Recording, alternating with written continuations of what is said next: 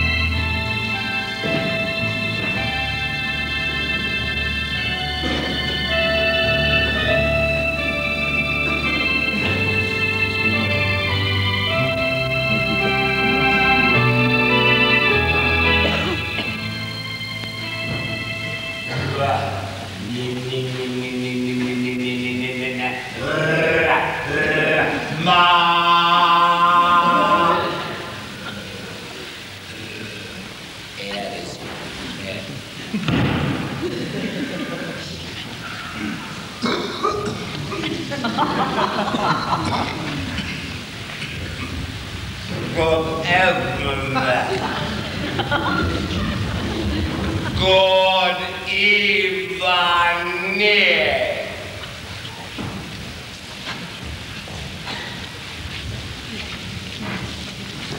Hello. Willkommen, bienvenue, bienvenuto. Welcome, fellow Europeans and culture lovers, to a day down a Goldmine. You are invited, you, and you, into the golden sacred section of underground ways, to shovel in seductive scenes, to grovel for nuggets that stand security for a doubtful assumption which corrupts us all. Dear panhandlers, a day down a gold mine is a neat lie right from the mine entrance. You don't spend the day here, you don't go down anything, and goddammit, there ain't no gold. Be suspicious. That is the golden attitude of mine. This trick is designed to encourage. I am giving you the earliest possible warning that this mine is rich only in visual falsehoods. Oh, easy boy. That the truths here must be carefully sieved for untruths. Even as I speak, my words are echoing into lies.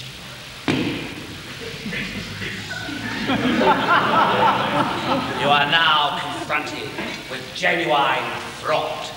Never mind your Anna Saunders. Never mind your Ken Dodd. This is 100% pure, genuine fraud.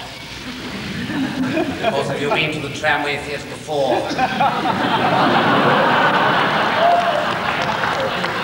You will be familiar with fraud. Here we are, scrambling about in the sand left by Peter Brook.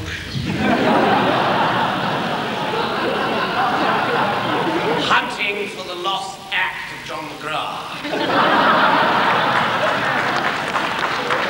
Disappeared somewhere between the first night and the second night of John McGrath. Searching for that meaning that somehow eluded Jock Tamson's bird. Hovering like the Mickery Theatre. Almost completely alone. With the only oasis, some water, some very dirty water left by tectonic plates. Now that you have been alerted and are beginning to be suspicious, I trust my confidence in you will not be misplaced. I expect it to be reciprocated with the greatest possible mistrust you can manage to muster. Please, have no confidence whatsoever in what I suspiciously offer you. Believe me.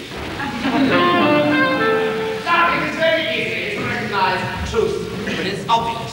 It's when the truth is not obvious that the real trouble begins. For instance, it is possible for some of us to walk on water. If I say I cannot, I could be telling a lie. It is not easy to recognize an untruth when it's disguised as a truth. Old Galileo, or if you prefer Galileo, had trouble with this sort of thing when he was trying to disprove the flat Earth theory. Go by Columbus. Strictly for the film buffs, there. And Paracelsus and his chemistry set, of which more later, ran into similar difficulties when he was trying to explode the hubble-bubble tricks of the oculists. I have the merest notion, no, I better say suspicion, that this trip might run into similar difficulties. Now then, for those of us in the trade of enlightenment, such as Paracelsus, Galileo, and of course ourselves, and now yourself, of course, the erroneous pursuits of the human race are usually referred to as great bum steers. Remember that, please, will you? That definition, great bum steers, because it will crop up from time to time during our trip down this mine. Now just imagine, picture, if you will, that a great bum steer is lurking here. Just imagine that down this mine there lurks a whopper of a lie, cunningly disguised as the truth. It's been here for centuries, calcifying itself to acquire the look of truth, and is now passing itself off as the real thing. This obstinate ore will take some shifting, I can tell you. You'll need to roll up your sleeves and spit on your hands. So to help us lever it loose, so to speak, to help us lever it loose, we'll take a preliminary prod at it with a parable. Ladies and gentlemen, the parable of the high heels.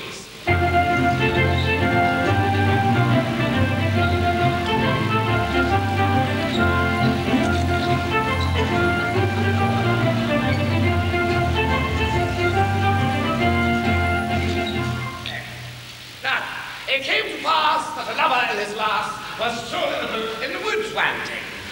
"Oh, look," said the girl. She was an excited sort of the finest condition. "Oh, look, the branch of that tree is shaped exactly like a high heel." The boy, George Paul, took out his saw and cut down that part of the tree.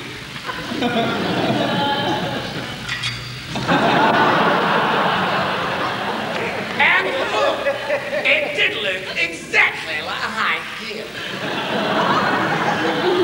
What am I right? Exactly like a high heel. But it was primitive. The boy then took out his knife and hollowed out that palm branch in the manner of a dug-out canoe, so that it merely accommodated his lover's foot. But it was clumsy. Time passed, and along came la révolution industrielle, the Industrial Revolution. And shoemakers turned to iron for the fashioning of the sole of the shoe. They constructed a strong, a very strong shoe. But it was uncomfortable. In time, the use of timber was given foot, and shoemakers came up with an all-steel shoe.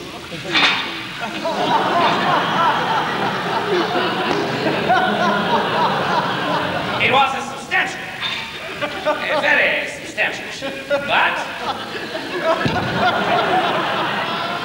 it lacked refinement. In time, it was always passing contemporary designers have come up with this magnificent high shoe. This is it is a wonderful tribute to ladies' feet everywhere. But it causes bunions.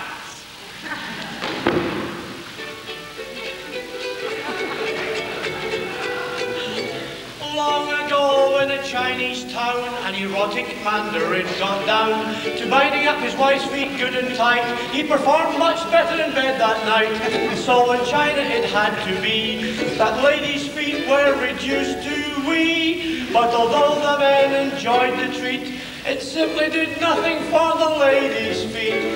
It was a great bum steer getting from there to here.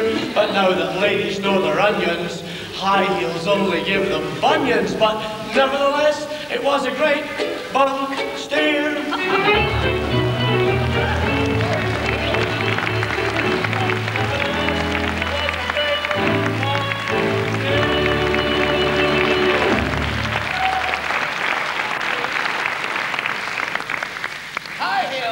Demonstrate a delightful lie which is just in the process of being found out, teetering to extinction, so to speak. Now, the meaning of this parable is, if we can fool ourselves with minor absurdities, how about the big league?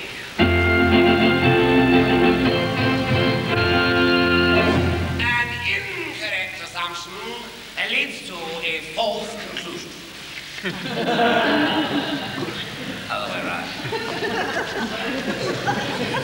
An incorrect assumption leads to a false conclusion. Take it aside, an incorrect assumption on the side leads to a false conclusion.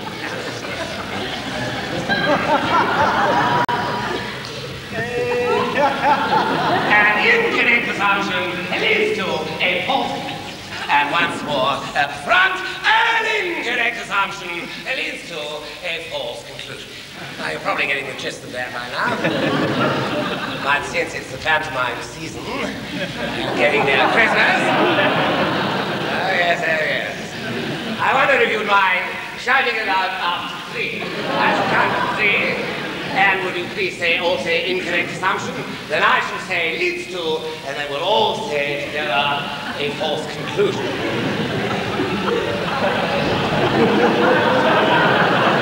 I think we might try giving it well. All right, here we go. After three. 1, 2, 3. An incorrect assumption that leads to a false conclusion.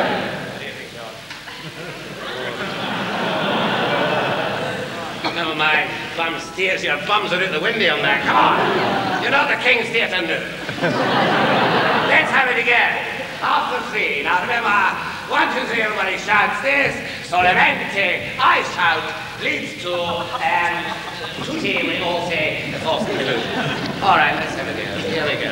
1, 2, 3. An incorrect assumption that leads to a false conclusion. Getting better. I'll tell you what we'll do, we'll split the house. I've seen Ricky Ford do this. This lot up here I split to here. This lot here and round here will be my team.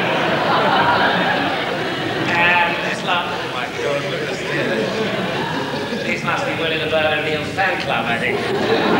This lot will say a false conclusion, and this lot will say an incorrect assumption.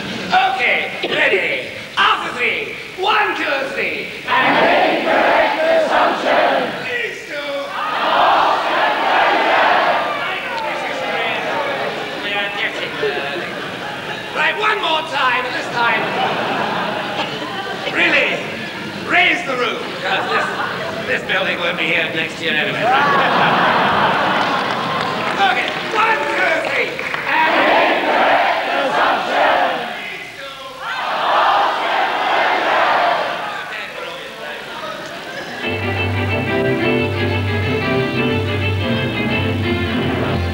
You are now free to delve in the spine of deliberate untruth.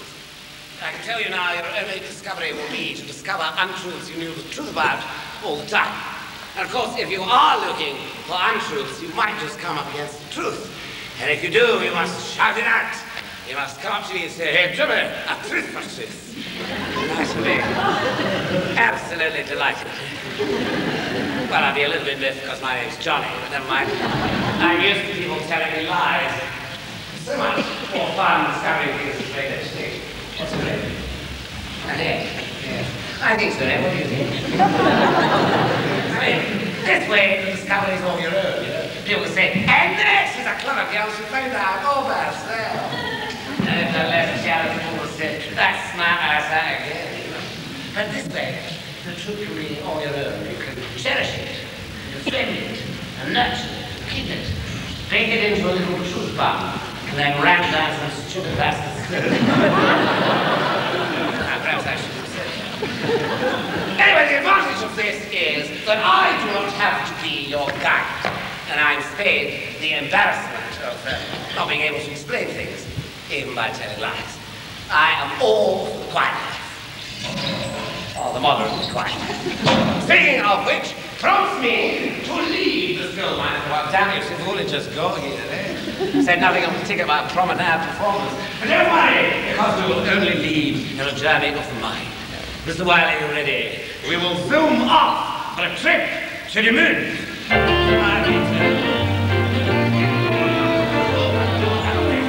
Right, we will now contemplate our planet from afar. Let's see if Galileo got it right. I'm now going higher and higher. I'm higher. There we are. On the moon!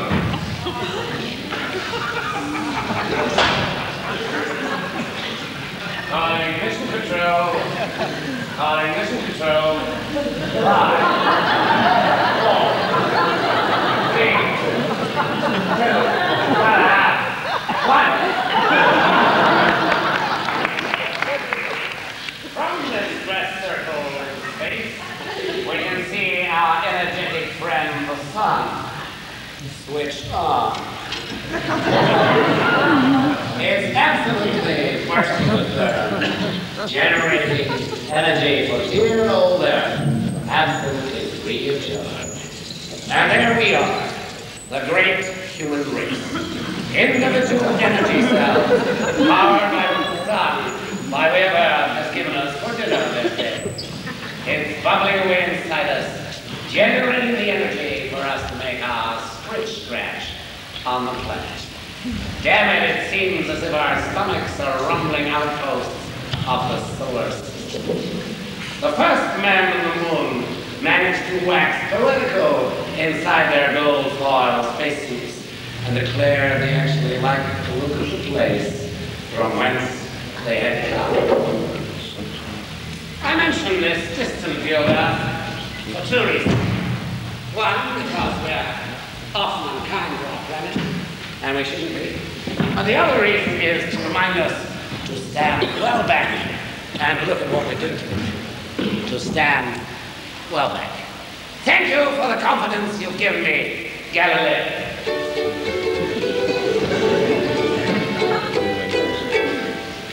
In 1623, when the earth was flat, Galileo didn't agree with that. He set out to prove to one and all that the world was really spherical. Hostile treatment he received. Even the church would not believe. But Galileo died with justified hope. For in 1984 he convinced the Pope it was a great bump stair getting from there to here. Instead of sailors going straight, they now can circumnavigate, but nevertheless, it was a great bump stair.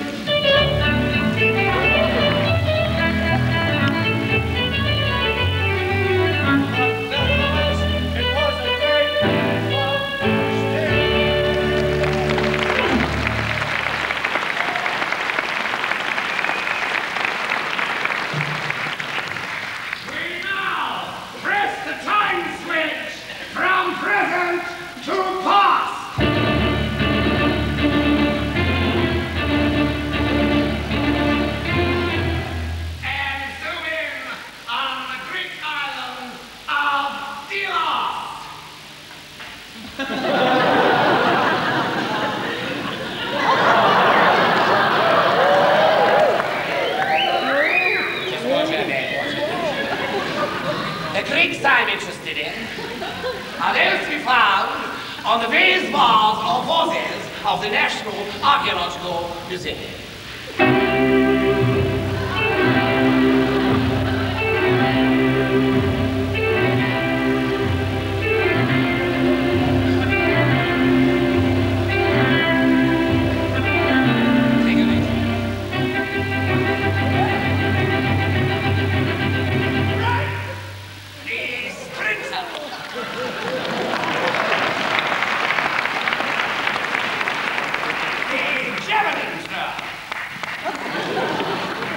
The thinker. Grazie tante, George. Such Greeks lived on Delos, and they regarded their universe with a great deal of awe, yes. They particularly worshipped and adored their sun. Well, they saw a great deal more of the Queen. And they didn't have TV to offer them more trivial and newer things to worship. Oh yes, the ancient Greeks are best. I tell you, no smatter. Now you'll probably all say to yourselves, what's the matter? Oh dear, what can someone be?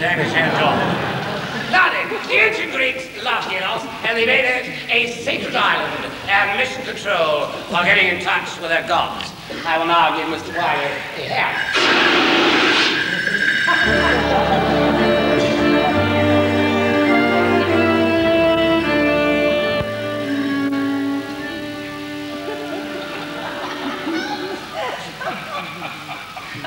Sometimes a sheep.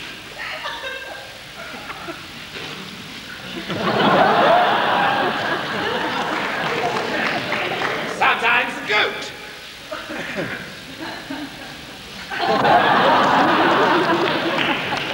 Sometimes a sheep, sometimes a goat will be will be launched and sacrificed to sweeten the deities lurking in the upper stratosphere. The whole world is at this time. Sing along there, Mary. It's up the whole world.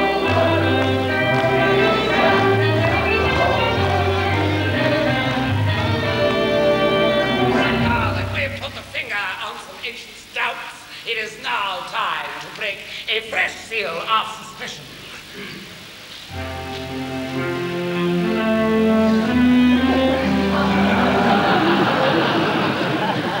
Jaggers, I hope, with another injection of doubt. Yes, that's right now. I deem this necessary at this juncture because our reluctance to accept the truth as the truth must be maintained. All right, Bett, come on. I'll find another mark. Mr. Wyllie, please bear your arm. Your arm. This won't hurt a bit. Another lie, of course. The original Von Steer. The immediate effect of this injection is for me to dream up a new god. So, ladies and gentlemen, I give you, straight from ancient Greece, in the white corner, the greatest of invented gods, Terestocles! Terestocles! The god for compulsive worshippers! Terestocles, the god of the nervous cough. Terestocles, the god who went one better.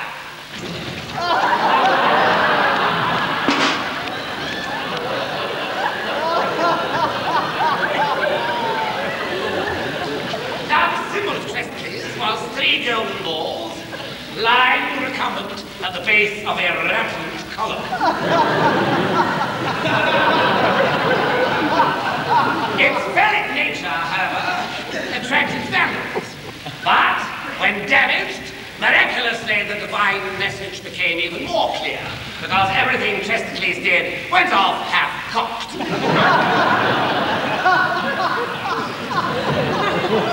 He was also inclined to walk with his legs fairly wide apart, thus giving rise to the expression, God's move in mysterious ways. Now, the ancient Greeks loved their universe. They were very pleased with the sea and the sand and the sky. They thought they were proper lovely. they wanted to do something to show their appreciation, hence the sheep and goats. They didn't realize that the universal package sold to them would have worked perfectly happily without the sheep and the goats. The aforementioned sheep and goats now began to run away when approached by humans, and their numbers dwindled. Was it not Homer who said, Sophocles had a little lamb. Its fleece was white as snow, and everywhere that Sophocles went, the lamb refused to go. I may have got my wires crossed. What is that? If only the Greeks had stuck to their happy primitivism and used their ritual barbecues as a source for souvlaki and doner kebabs, the world would now be a much happier place. But no, the shrinking meat market and the tendency to go one better meant that other quite unnecessary offerings had to be made, like precious things, like gold.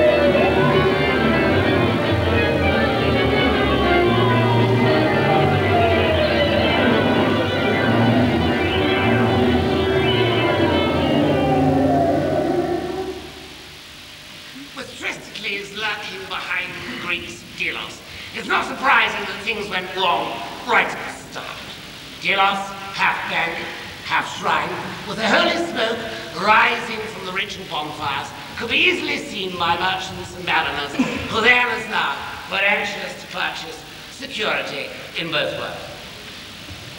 Every god had his temple.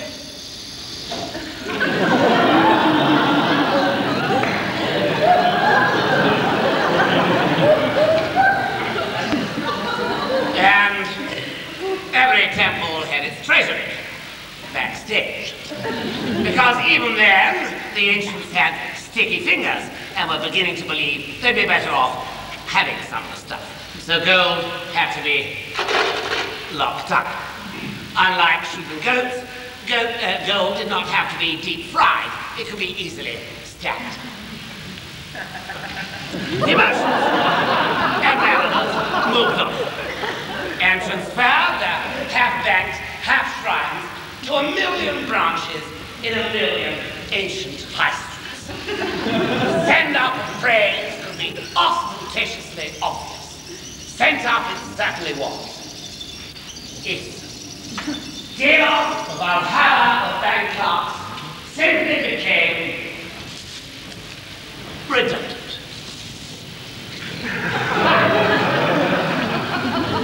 And the ancient void was filled with tourists. And a garnish of archaeologists mostly believing it had supported a higher form of culture.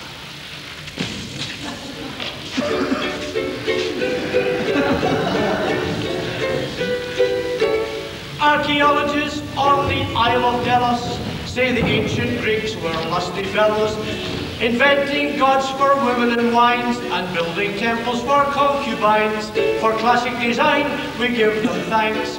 But what has booze and brothels got to do with banks? For it's a great bum steer getting from there to here. For eagles and columns always serve to give respect where it's not deserved. So, nevertheless, it is a great bum steer.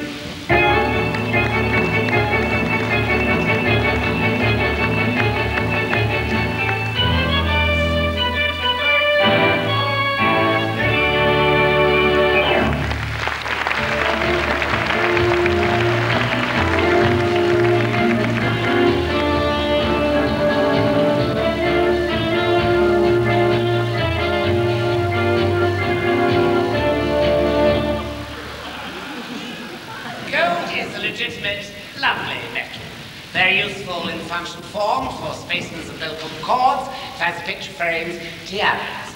The early goldsmiths hammered out a very nice line in bijou bangles and drinking goblets. And our own particular favourite, Mr. Wyllie, gold face masks. These were used for jollying up royal corpses. A practice that didn't quite make it to our own day, although gold teeth did. You see, we have been seduced by gold ever since it gleamed from some ancient crack. Now, George, you take that way and see if Mr. Crandall will let you hang it in the concert.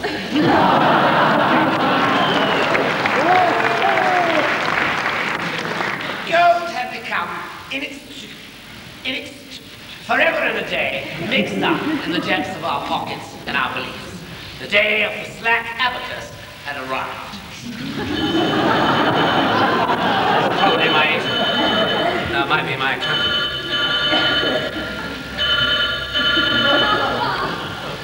Bar. The dog and bull.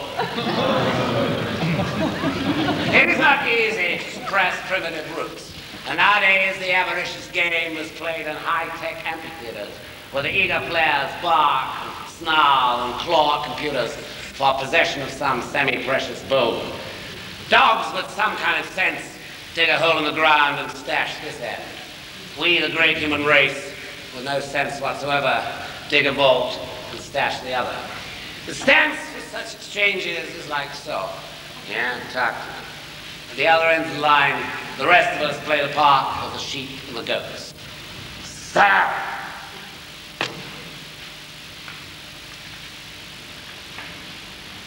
Like sheep and goats, gold too became a little thin on the ground. But you can always breed some more sheep and goats. You can't breed gold. Or can you? And so, with another out-of-tune fanfare, we say hello to that grand magic bubble group, the alchemists!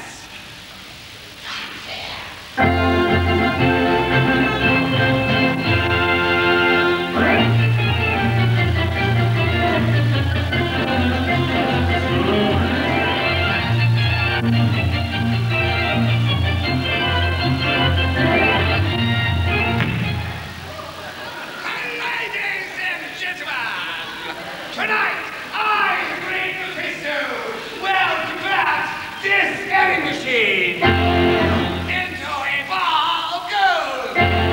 This scanning machine into a ball of gold. Did I hear the cry impossible? Oh, no it isn't. Oh, no it isn't. Ah, shut your face. Right in the spot. Let's get dressed. That's what I prepared earlier. Now,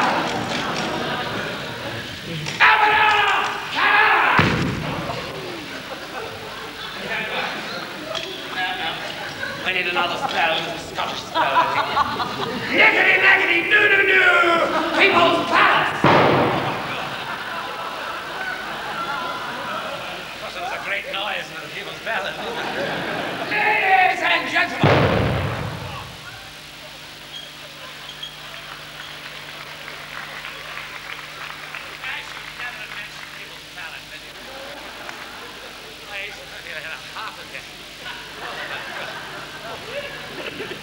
Everything the alchemist did went wrong, which is surprising because this magic group claimed to have the secret of life itself. And then, from all the elves, came Paracelsus, a German-Swiss scientist who, like Galileo, got it right faster. Paracelsus' real name was Theophrastus Bombastus von Hohenheim. Theophrastus Bombastus von Hohenheim. He wanted to simplify and change things, so he started off with his own name. This 16th century Superman swooped down on the alchemists and swapped their abracadabras for rebel chemistry. Yes, Paracelsus gave us the first chemistry set, and with it, a no-nonsense guarantee that it would work. And so it does to this day. Oh, Paracelsus, you freed us from alchemy, that great bomb steal. No.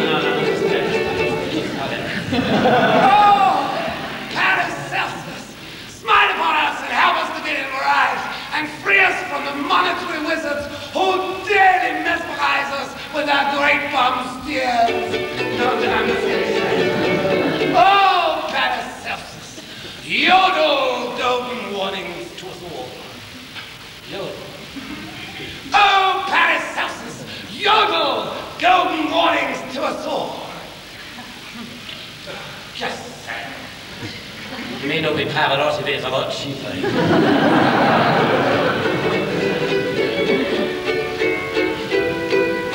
Alchemists tried in days of old to manufacture lots of gold from lead and other lesser metals mixed with frogs and flower petals. This activity is now spared us by the chemistry of Paracelsus. For the actions of this brilliant Swiss dismissed the profession of the alchemist. It was a great bum steer getting from there to here, but alchemists still live today, making your tartan special. Sorry, making your McEwen's Expo. I'm not a sponsor tonight. Making your McEwen's Expo. Making your McEwen's Expo in a similar way, but nevertheless, it was a great fun steer, yodeling.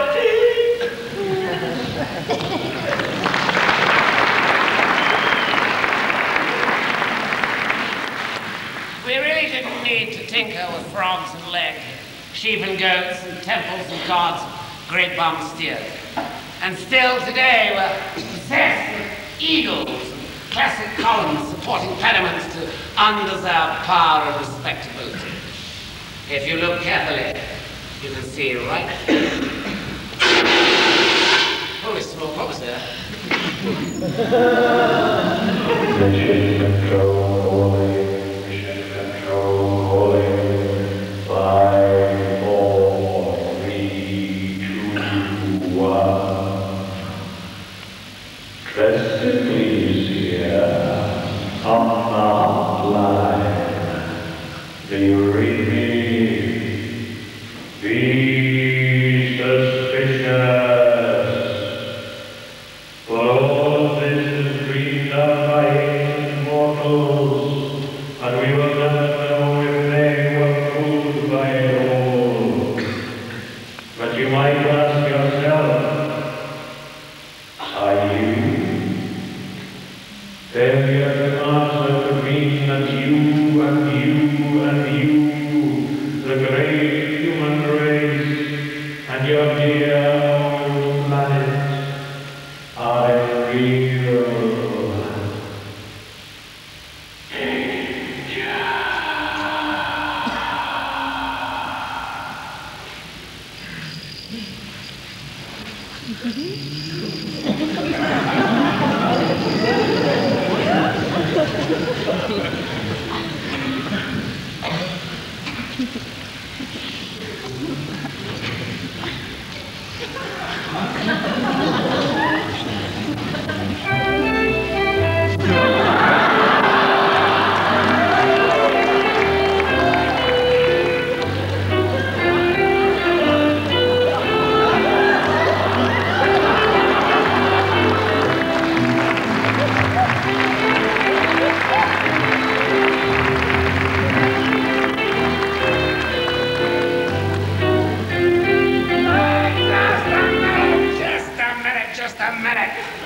I thought I was playing a reindeer, eh? I can't stomach this any longer.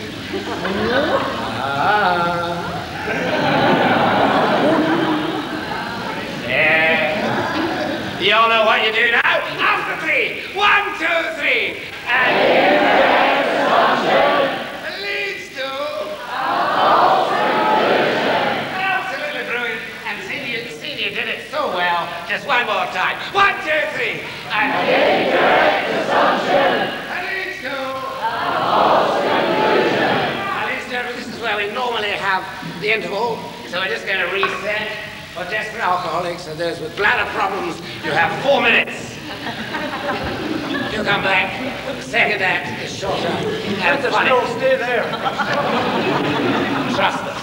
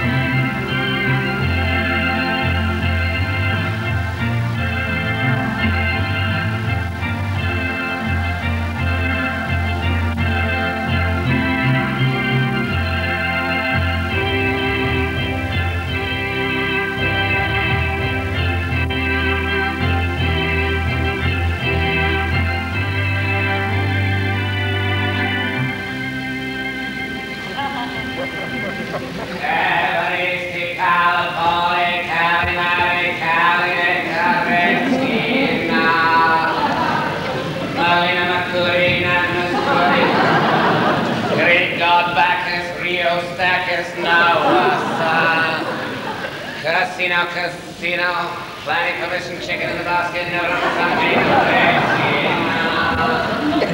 big blonde boy from Guam, kebabs and lambs, fancy a wheat lamb, red Metaxa, more Metaxa, forget the red Sina, bring out the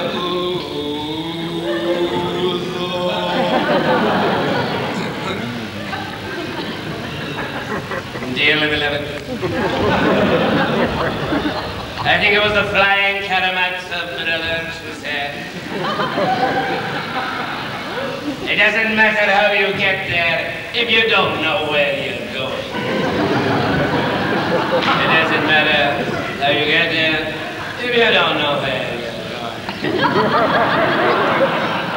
First of all, to anyone who disputes the truth or untruth of this, there is a new deal. 10 centuries after foot binding in China, that clever country has come up with a complete update of the sacred art. Sheep, goat, temple back, left, right, east, west, Hong Kong. The gleam of gold is the giveaway. The steadily shining ingot betrays the enterprise behind all enterprise. Oh, my darling Clementine, how will we prosper?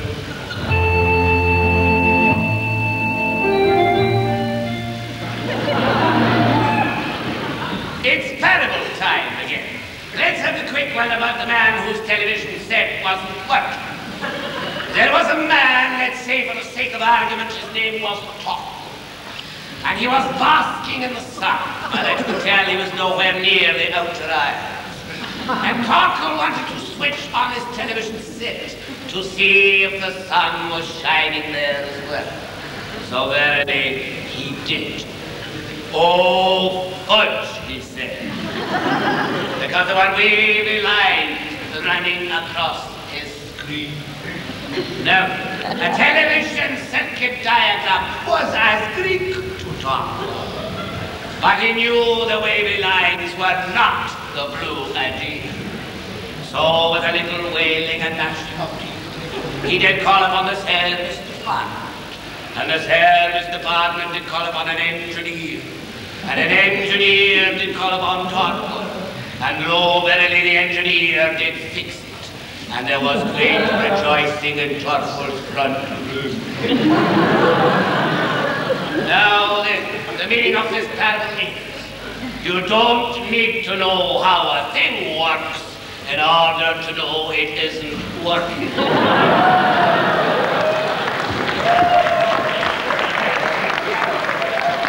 Now then, dearly beloved, who will fix our plan? Who will play the engineer?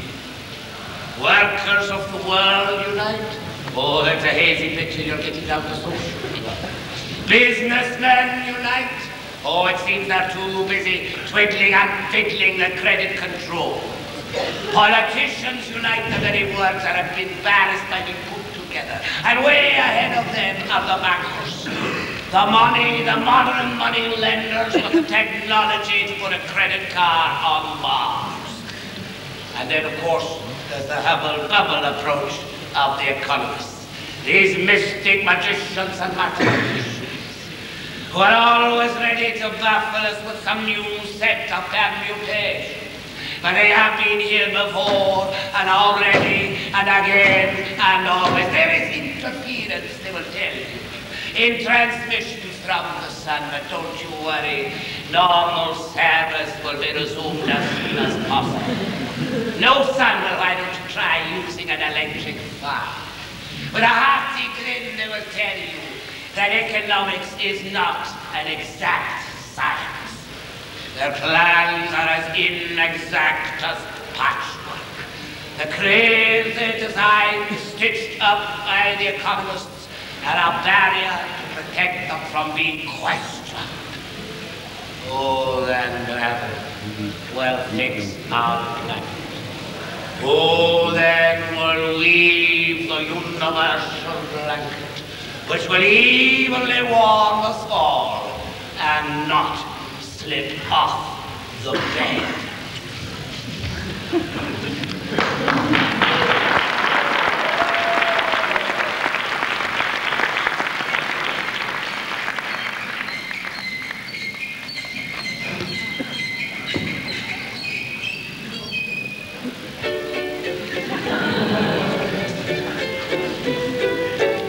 book to impress economists with is Wealth of Nations by Adam Smith. It founded our present bankers' ways, but it was written in earlier days of sweat and steam and the sailing ship, and not in the age of the microchip. Would supporters of our friend of late please get the bloody thing up to date, for it's a great bum steer, and we haven't got from there to here. It seems that this was hard to beat, tighter than the Chinese feet, trickier than the alchemy punch, tougher than the flat air lunch. So who will update Adam Smith? Who will explode the current myth? Good evening. I'm from Universal Creations. Ding dong, Universal Creations calling. Don't wing us, we'll wing you. Now then, we had some complaints about our product known as Earth. I should point out, of course, that this is not an entirely new product. It has been on the go for some time. Generally speaking, it works fairly well. There has been the occasional malfunction, and we had a small trouble in the early days when it got flooded.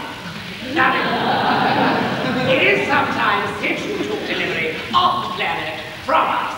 So I wonder, when you took it out of the box and threw away the polystyrene wrapping, did you happen to come across the guarantee that went with it? I have one here.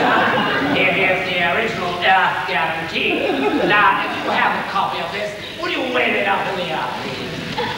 That's it. Rather likely to order papers and rather copies. Or if you happen to be Michael Heseltine, you think. Now then. Yes, quite a few people don't have them. George, little quick here. Would you just run around and fill in those we haven't got? Those who have got, can I draw your attention to paragraph 1? This product registered trade. Oh, I'm sorry, you're in the dark. That's a little misunderstanding and not intentional, I can assure you. Let there be light. There's nothing. I'm afraid my medical ambassador's on the blink this evening. I wonder if you would assist me, please, by all waving your arms in the air like that. George, show them how to do it. That's it. Just pretend you're at a max vibrating call. Perfect. Ladies and gentlemen, that of course demonstrates the old saying, many hands make light work. Yes, well, we move very swiftly on to paragraph 1. I should point out, of course, that this guarantee makes it perfectly clear that the running and maintenance of the good Earth are not the responsibility of Universal Creations. Okay, paragraph 1. This product, registered trademark on Earth, has been produced from the best materials available and is only guaranteed insofar as daft things are not done to it. Paragraph 2. In paragraph 1, it should be noted that daft means really daft, like not looking after, or blowing up bits of, or not being kind to the product. And now, if you skinnerise down to paragraph 5, a very important paragraph, no guarantee is given or implied that the product will be replaced if damaged. I should perhaps explain, for the benefit of our foreign visitors, that daft is a Scotch word meaning stupid, as in reckless, crazy, to laugh. That was totally daft.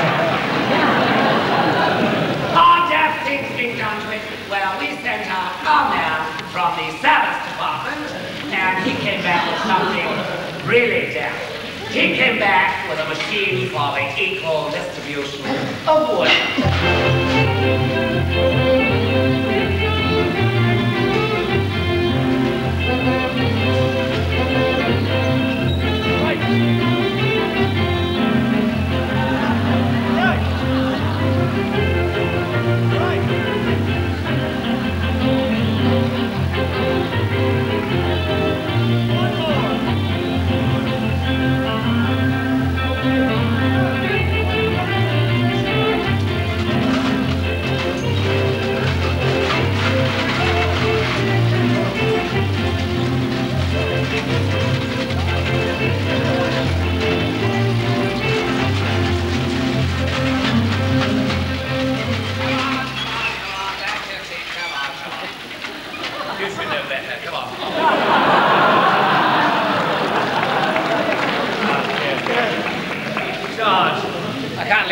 3 minutes ago, bedlam on our hands here. I'm very, very disappointed in you. I really am. What did I say when I came out? When I was pouncing about as Santa Claus, what did I say to you? And Wyllie the Murderer, he underlined it musically for you, and he's been practicing it all week in his lobby, and you've let him down. Be suspicious. No, that's not right, Wyllie. Look at this machine, eh? Just because I said it was a machine, just because it looks like a machine, just because it looks as if it might work like a machine, is no guarantee it would ever work at all. This machine demonstrates, and is a perfect example of something else I've been honking on about, which is an incorrect assumption that leads to a false conclusion. Please, one more time, all together after 3. 1, 2, 3. An incorrect assumption that leads to a false conclusion. Look at the handles, George. Demonstrate the handles. The big ones are mangling the wee ones. The wee ones are strangling the in-between ones. The in-between ones are mangling and strangling both. This machine makes pathetic promises it can't keep. Rather like Glasgow's Glasgow.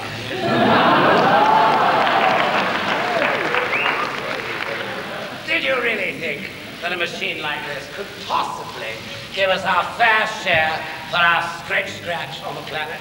Or even allow that scratching to make sense? Oh, that looks suspiciously like a fault for a start. Hold it up, George, that's it. A gold standard in the worst, left by none other than Chesticles himself, the great god of cock-ups. A damn hand at going one better. And if you think you're any smarter than Chesticles, ladies and gentlemen, spare a thought for the greatest ever confidence trick played on the human race, by the human race. And by that I mean the way we organize, or allow to be organized for us, money. Take it away.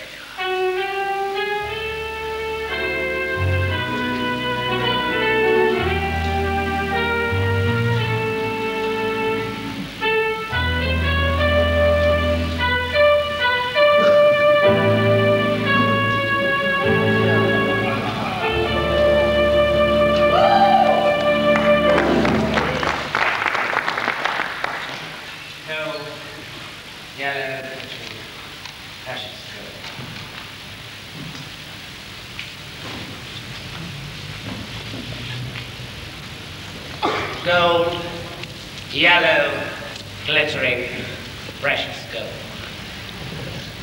Thus much of this will make black white, foul fair, wrong right, base noble, old young, carved back.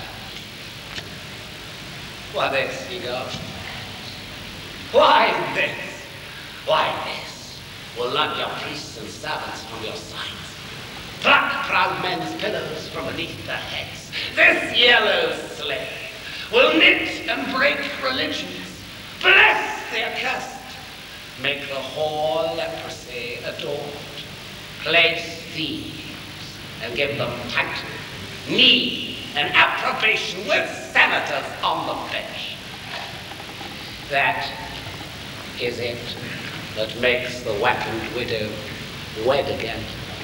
She whom the spittle houses and ulcerous sores would cast to the gorge at, this embalms and spices to the 8th day. Come, thou damned earth, thou common whore of mankind, that puttest odds against the rout of nations, I will make thee to thy right nature.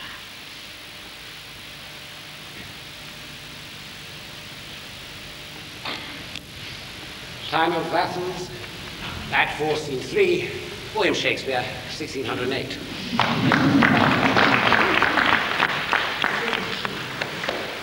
A strike! A strike! Right, everybody, follow each other.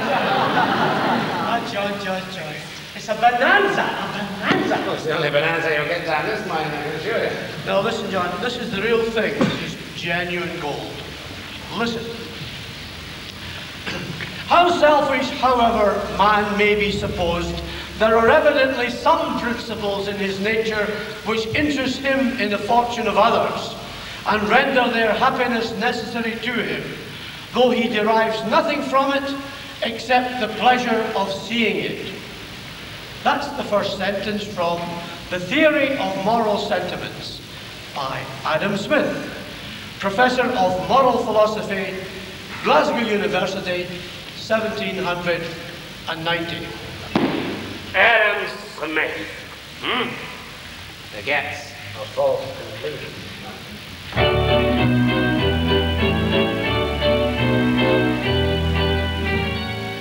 Are you ready, Mr. Wyllie? Come on.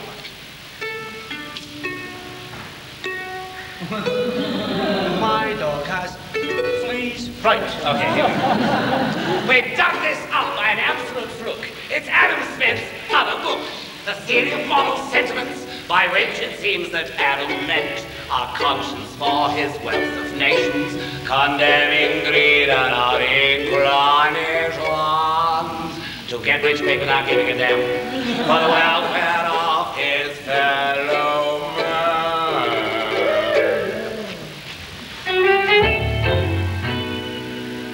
It's been a great bum steer getting from there to here. Old Adam Smith was not a rat. Was he more like a social democrat? If Adam had his time again, would he be one of Alex Salmon's men? Okay, Jimmy. Nevertheless, it was a great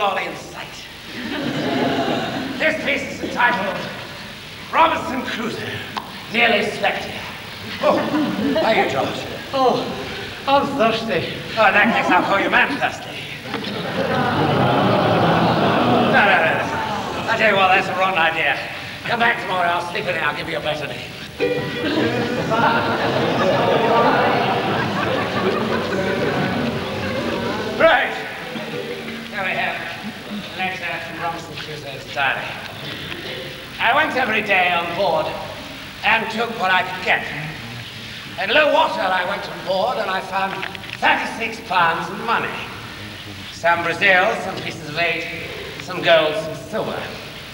I smiled to myself at the sight of this money. Oh, drunk, said I aloud, what art thou good for? Thou art not worth to me, no, not the taking of the ground. One of these knives is worth all this heap.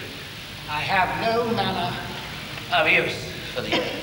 Therefore, stay where thou art and go to the bottom of the sea as a creature whose life is not worth saving.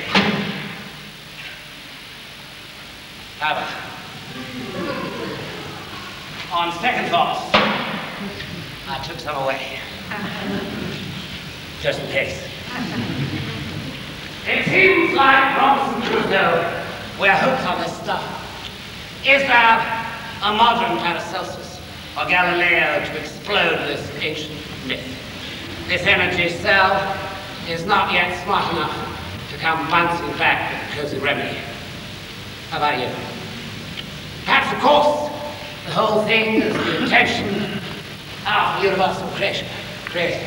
All these absurd rituals and great bumpsters. Perhaps the whole thing was designed and thought out by some cranky kinetic sculptor as a believable combination of words, destruction and disorder, and that our tinkering with it is a necessary requirement to keep the whole rickety-rackety, energy-squandering business on the go. Well, excuse me if that's what you think I'm for the hour. I'm all for finding that end of that rainbow, taking a kick at that crock of gold. Oh, love, could thou and I with fate conspire to sort this sorry scheme of things entire? Would we not shatter it to bits and then remold it nearer to the heart's desire? Look at it this way. Near any self-respecting gold mine, there is a slag heap. In time, that slag heap will become green again, and it will be worthy of more wonder than all the pay dirt, neatly stacked and refined. Each daft pile of bullion, a monument to the absurdity of modern primitivism. How can we eradicate an ancient influence whose false brilliance challenges that of the suns? Is it to be with us forever, into the future? We might consider what our contribution is going to be to that future, which will in time, of course, become the past, the next past.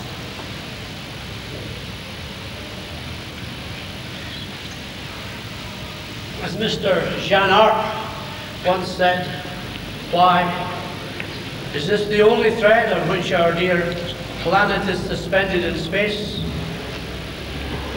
Or as I prefer to say, what I'm for is air, stone, the real stone, and the equilibrium of our understanding. I'm with you, George. I'm for air, stone, and the equilibrium of our understanding. How about you? You want to remain forever down this mine, groveling for gold, perpetuating the greatest con trick ever played on the human race, by the human race.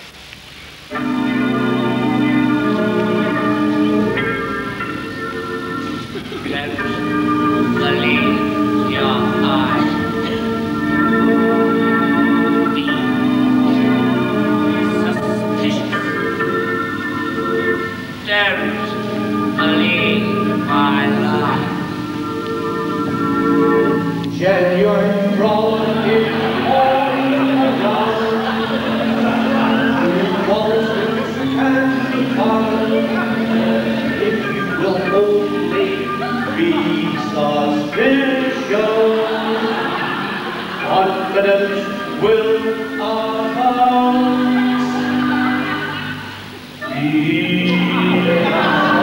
suspicious. You obviously must be suspicious. Reciprocally mistrust. Be suspicious.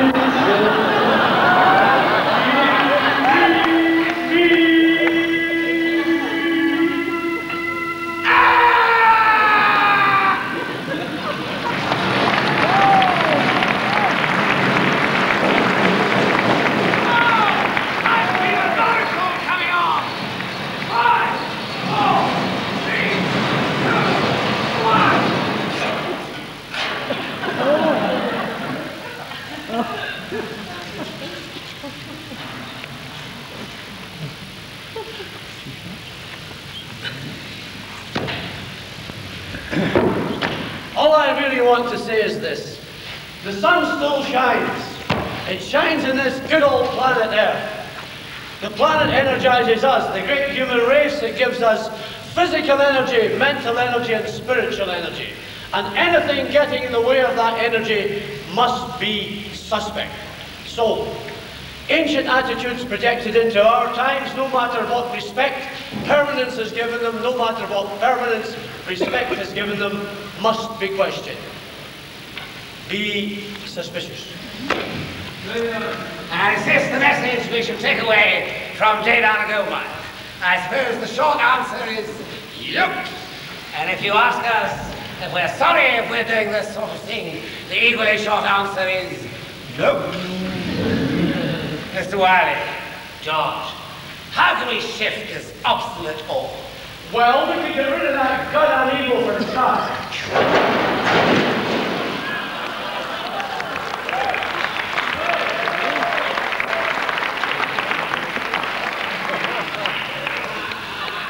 Eagles eat lamb.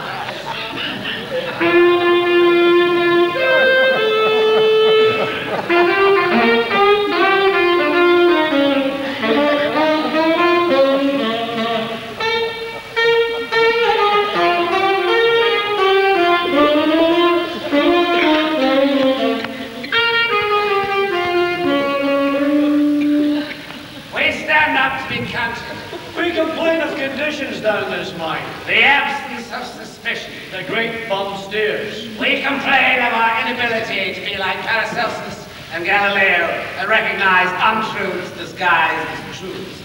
We complain of the monetary web that blurs the definition of good or evil.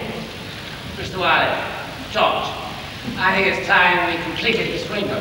Very good, George.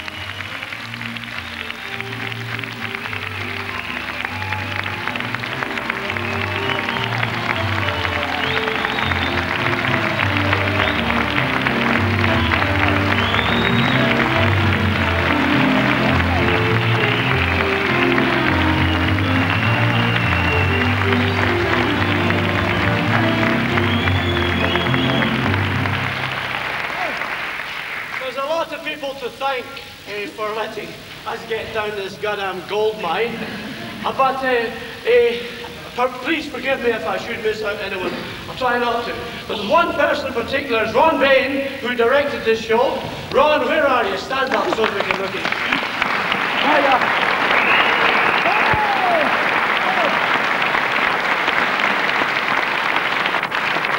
Pete Searle, the tame tram driver. Where is he, Pete Searle? Right.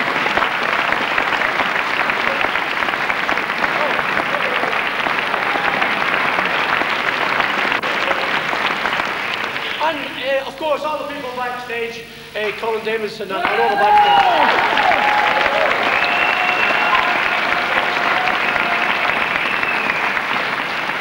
The panhandlers, of course, from...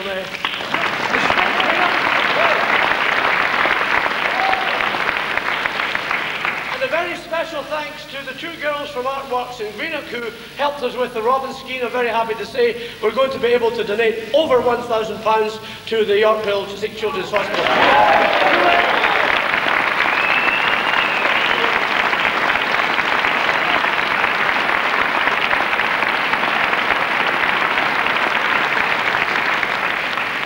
McCabe and Anne Dominic. Well, thanks very much. I suppose what about this FU2 unit? I think we should take my... They get pulling the cracker, that's enough for them. Right, so again, we just say, long live the tramway. Let's just...